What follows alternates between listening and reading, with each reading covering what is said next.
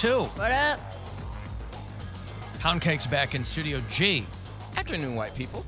If you'd like to join us, you can do it a variety of ways. Telephonically, you can call if you'd like, 216-578-1007 or 800-348-1007. You can send me a text. 35192 is where I will see those. AlanCoxShow.com for all the other stuff. I appreciate people's concerns. Well, I was getting all these emails from people.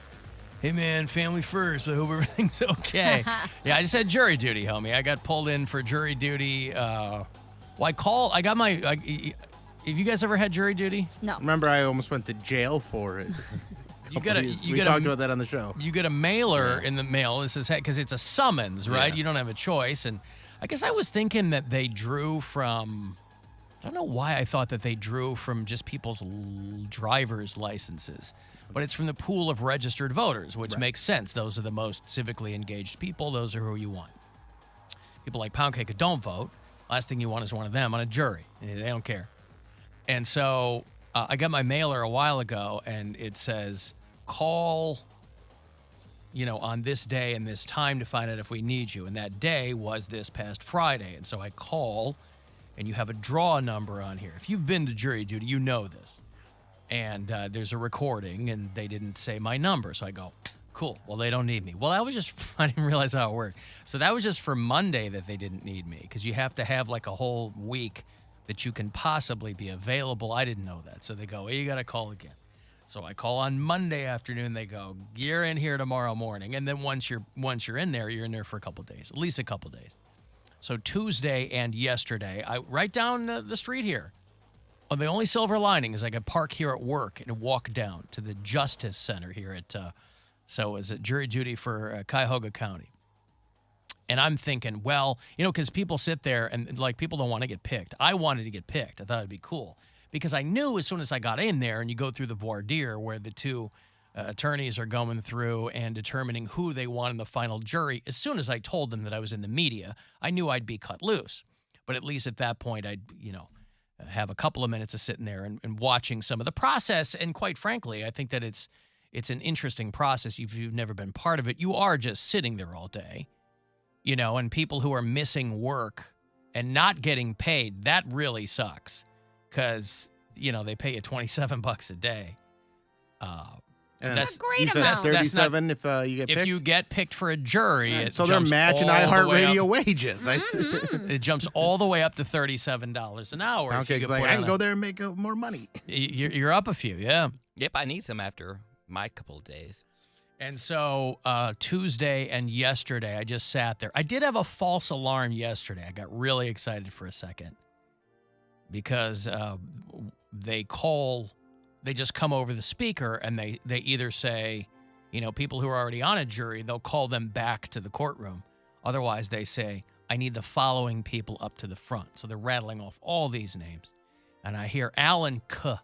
And I go, ooh, that's me. I was kind of half listening because I was doing some work. And Alan K. I go, ooh. So I text Gwen. I go, they just called me. So I go out there into the front, and everybody lines up. They give you the sticker that says juror on it, and then they do the roll call. And but they were only going by first name. So they go, Jennifer here, Lamesh here, Haid here, whatever. Alan, and a guy in the back of the line goes, here. And I go, come on, man. It wasn't me. What's his last name? Alan Kerr was his name. Mr. Kerr, if you were there, I didn't meet you, but that's who I thought that they had. I just heard Alan K, and I thought, oh, how many Allens can there be? Furthermore, how many Alan K's can there be? And so it was an older guy towards the back, and I was like, God bless. So I asked the guy doing the roll call. I go, hey, what's the last name on Alan? And he told me. I go, well, that's not me. So I got out of line. I go, I sit back there. And then at the end of the day, they're like, all right, you guys are out. You have to serve jury duty for the next 2 years or whatever. And they give you your paperwork, and you're out. And I walk back here, and, so, yeah, fine, you get to take a little bit of part in the democratic process. But I thought for sure, because I'm looking around, and I'm like, I don't know how many cases are going on right now, but there were way fewer people yesterday than there were on Tuesday. And I'm like, there's a really good chance I'm going to get called.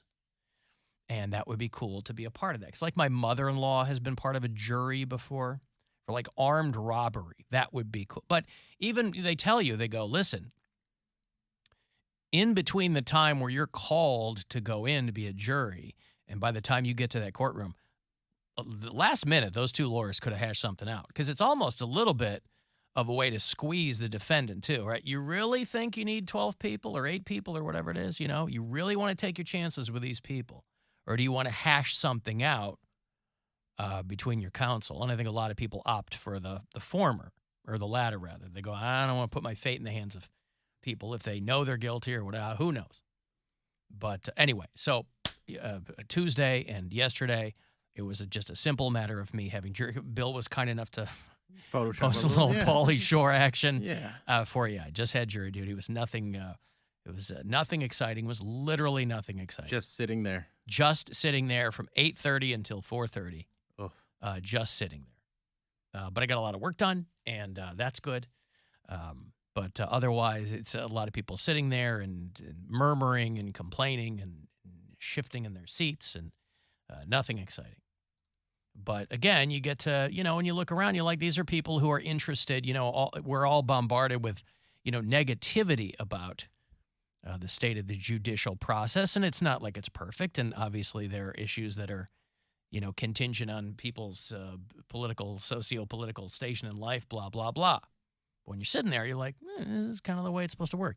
You do have to watch these long, rambling videos about, like, the democratic process and the judicial, but it's all legit, I mean, it's interesting. Are they Schoolhouse Rock videos? No, it's a room full of adults. Well, I don't know. It's not Schoolhouse Rock. I'm just a bill on Capitol Hill. No, that would have been fun. I mean, if they had showed us that, but it was nothing like that. It was a lot of sitting there. Why'd they get rid of Schoolhouse Rock?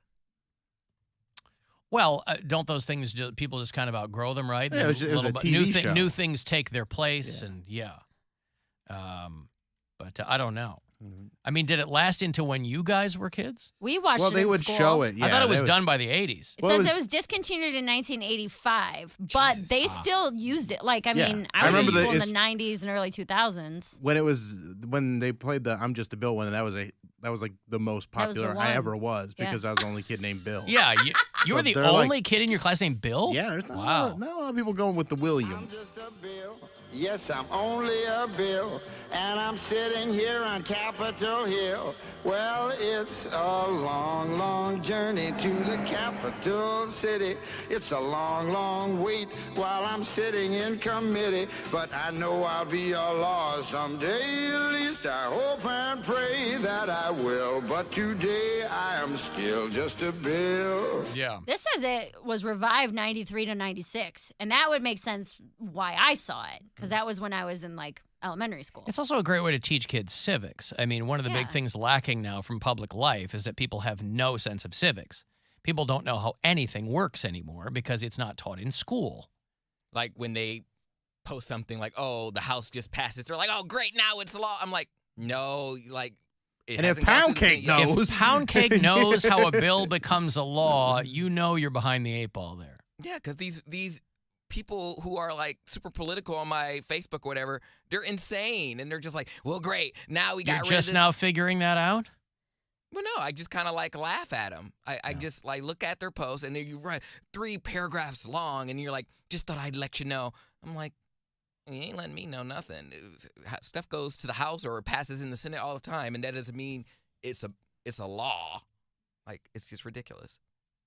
Well, but Schoolhouse Rock, using that as an example, that was so imprinted on so many kids' brains that you did have that information at your disposal for a while, but then you kind of get older and other things take its place. But that is Bill's walk-on music now when he does comedy, if you've ever seen him. I'm Just a Bill. It's a remix, though. I love the theme song to Reading Rainbow. That is just and Bill. Take a look. Yeah, but you don't read. I said I like the theme song. Yeah. For a show about reading. Yeah. Okay. I also Why were you watching that show? They played it in school. I wasn't. You were watching Reading Rainbow in school? When I was a baby, or like when I was in like 1st or 2nd grade. Yeah, they had Reading Rainbow. Yeah. Okay. Take a look, bitch, it's in a book. LeVar Burton. Take a look, Bitch, it's in a book. Right. Nice.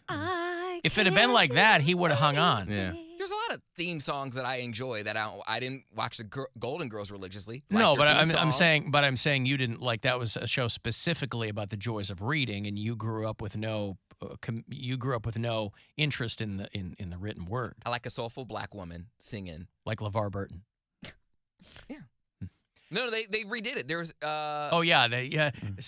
Who sang that? Not Patti LaBelle. it was one of the, I want to say Shaka Khan maybe. Yeah, maybe. So they redid it because it was a woman singing it when I was there. Right. Butterflies in the sky. T- You go twice as high. Tina Fabrique. Is that her? I don't know. It's a black woman, and I think Shaka Khan redid it. I can go twice as high. That's not her. This is a random person. Oh, it is? That's a that's random person. Okay. This is someone singing in a bathroom, it sounds Right. like. Yeah, there's somewhere. No, I think it was that woman. I think it's Tina Fabrique. She sang the iconic Reading Rainbow theme. Okay. Yeah, that was her. And now she's going viral on TikTok because of that. Okay, I've got to take a break here. If you'd like to text for any